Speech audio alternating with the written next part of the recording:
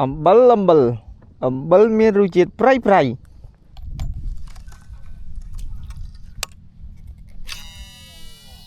អំបិលតាមម្នាក់ឯងទេបងនិវិតចូល3គីឡូមួយអើយ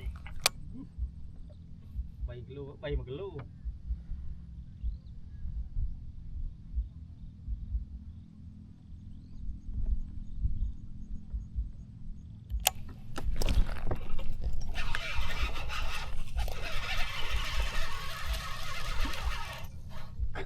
ចូលវា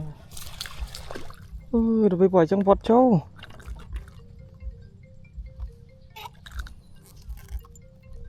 អំបិលម្នាក់ឯង ខ្ញុំបែកពងមាន់អើយចូលលា អំបិលម្នាក់ឯងទៅបានហើយ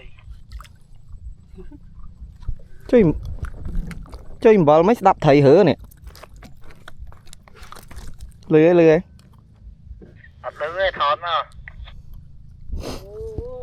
អូអត់ជួយចិត្តថតទេថតបរិចរួមអីចាំល្ងាចចាំមើលហ្មង ពុំវិញ មើលឲ្យថៃនិយាយមួយខ្ញុំតិចមើល fishing អានេះប្លាក់ញឹត ហ្នឹងហ៎បងកែបនៅស្អាតអត់អីបងនេះហេម លេងក្រៅវិញមែន ចូលគ្នាទៅបានកូនដៀបមួយប្រប៉ិនមេជើងសួរគ្នាមកលេងក្រៅ លឺមកទិញនៅក្រៅ នៅអាកន្លែងម្ដុំយើងចុះហ្នឹងដាក់ទឹកបងដាក់ទឹកមក ណាមិនឃើញ អើយបើគេពួនក្នុងព្រៃហ្នឹងមើលឃើញដែរ ខ្ញុំនៅក្នុងព្រៃខ្ញុំលឺអាយកូមឯងនៅខាងក្រៅ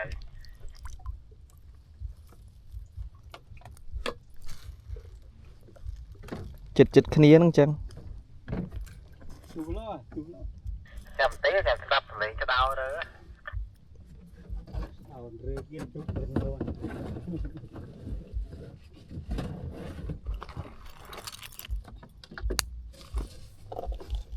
ស្គាល់រសជាតិហើយបងដាក់ឡៃម្លប់បាទ